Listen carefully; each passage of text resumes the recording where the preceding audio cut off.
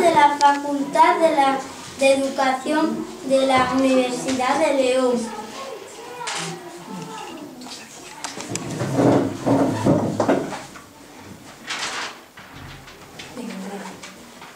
Buenas tardes, don José María, y muchas gracias por aceptar nuestra invitación a Onda Chachi.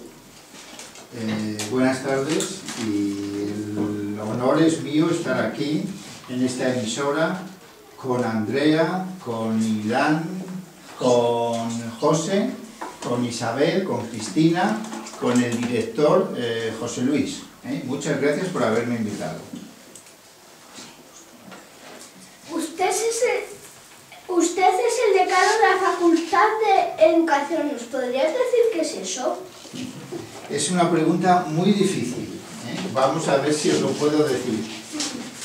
Sería la persona responsable del centro y pues parecido a lo mismo que es aquí en vuestra escuela el director. Sabéis más o menos las cosas que hace don José Luis Vázquez, y el equivalente en una facultad de la universidad pues es la figura del decano o director, que también hay centros en la universidad que se llama director.